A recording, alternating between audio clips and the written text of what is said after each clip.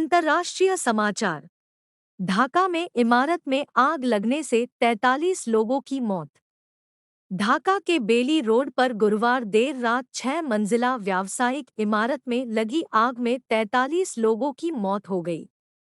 स्वास्थ्य मंत्री सामंत लाल सेन ने कहा कि मृतकों में से 33 की मौत ढाका मेडिकल कॉलेज अस्पताल में और 10 की Sheikh Hasina National Institute of Burn and Plastic Surgery में हुई।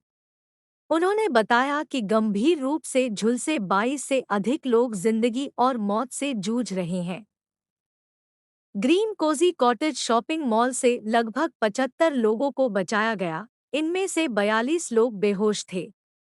अग्निशमन सेवा का कहना है कि ग्रीन कोजी कॉटेज में कच्ची भाई बिरयानी की दुकान, खुदरा विक्रेता इलियन का एक आउटलेट और कई अन्य दुकानें हैं।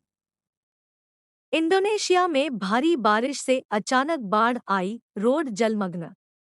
इंडोनेशिया की राजधानी जकार्ता में गुरुवार को भारी बारिश के कारण अचानक आई बाढ़ से 34 सड़कें जलमग्न हो गई, जिससे यातायात बाधित हुआ।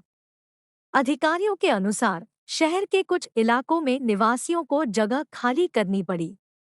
बाढ़ के पानी की गहराई 15 सेंटीमीटर से लेकर 50 सेंटीमीटर से ज्यादा थी।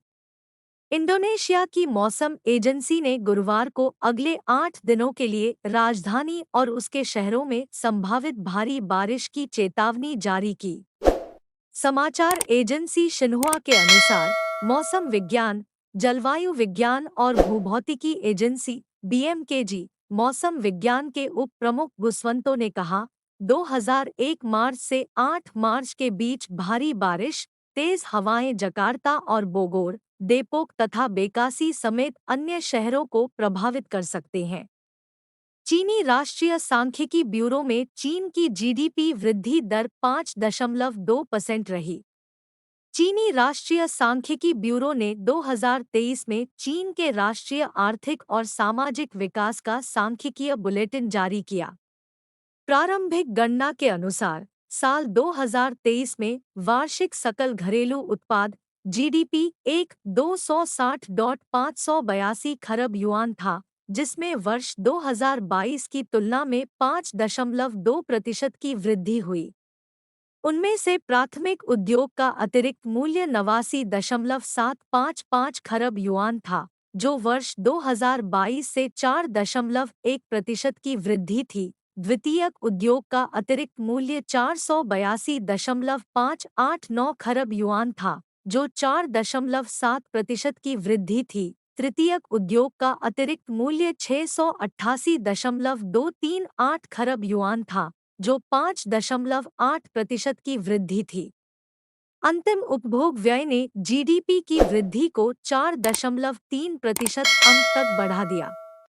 तिमाहियों पर नजर डालें तो साल 2022 की 4 तिमाहियों की तुलना में गत वर्ष पहली तिमाही में जीडीपी वृद्धि दर 4.5%, दूसरी तिमाही में 6.3%, तीसरी तिमाही में 4.9% और चौथी तिमाही में 5.2% बढ़ी।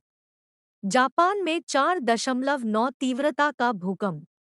जापान की राजधानी टोक्यो के पूर्व में चिबा प्रांत में गुरुवार को 4.9 तीव्रता का भूकंप आया।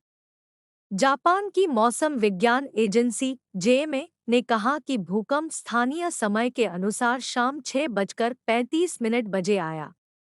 समाचार एजेंसी शिन्हुआ की रिपोर्ट के अनुसार भूकंप का केंद्र पूर्वी चिबा में 35.4 डिग्री उत्तर अक्षांश और 140.6 डिग्री पूर्व देशांतर पर जमीन से 20 किलोमीटर की गहराई पर था।